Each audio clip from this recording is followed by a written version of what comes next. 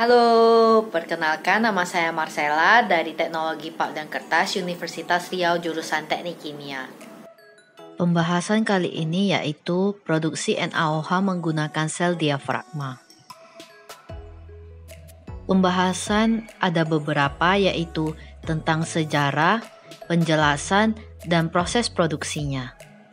Pada tahun 1890-an, suatu proses baru untuk produksi soda kaustik dan klorin dikembangkan dan penggunaannya berkembang dengan cepat, yaitu pembuatan natrium hidroksida dan klorin dari larutan garam secara elektrolisis.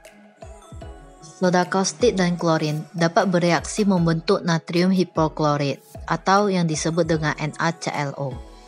Dengan reaksi lebih lanjut untuk menghasilkan natrium klorat atau yang disebut dengan NaClO3 pada temperatur operasi di atas 400 derajat Celcius. Untuk mencegah hal tersebut, maka ruang katode dan anode dipisahkan menggunakan sekat yang disebut diafragma, sehingga sel ini dinamakan sel diafragma. Teknik utama untuk elektrolisis di Amerika Serikat adalah sel diafragma. Proses elektrolisis dengan sel diafragma, ruang katode dan anode dipisahkan menggunakan sekat yang disebut diafragma. Sel diafragma menjaga bercampurnya gas hidrogen dan gas klor, karena kedua gas tersebut dapat menyebabkan terjadinya ledakan apabila bercampur. Selain itu, untuk mencegah bereaksinya soda kaustik dengan klorin yang dapat membentuk natrium hipoklorit atau yang disebut dengan NaClO.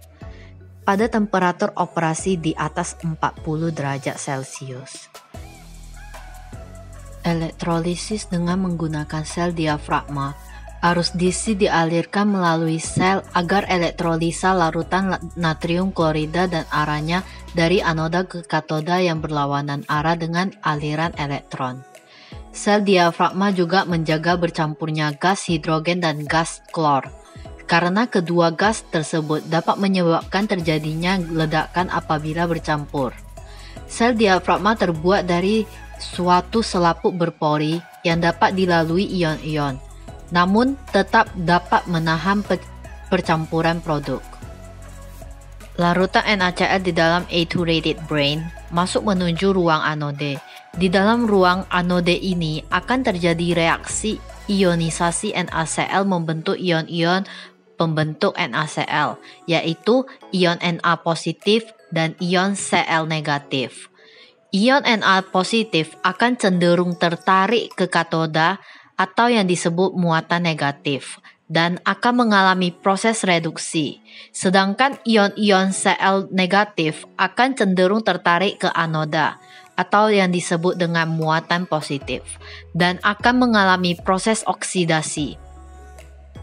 Pada saat itu, Cl negatif akan melepaskan elektron pada saat mengalami proses oksidasi sehingga membentuk gas klorin sebagai produk samping yang dilepaskan pada sisi atas anoda. Lalu klorin dilirikkan ke pendingin. Kemudian bagian katoda Na positifnya mengikat elektron dan menghasilkan gas hidrogen sebagai produk samping yang dilepaskan pada sisi atas katoda, lalu didinginkan kemudian dikeringkan dengan menggunakan asam sulfat.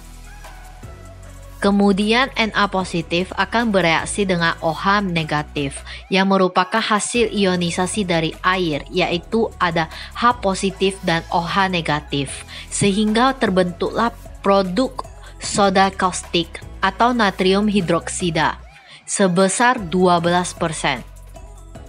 Selain itu, natrium klorida sebanyak 16% juga terikut yang nantinya akan mengalami proses pemisahan di mana natrium klorida akan dikembalikan lagi ke ruang elektrolisa untuk diproses kembali. Sedangkan natrium hidroksida mengalami proses selanjutnya dengan dihasilkannya sodium hidroksida cair dengan konsentrasi sekitar 50%.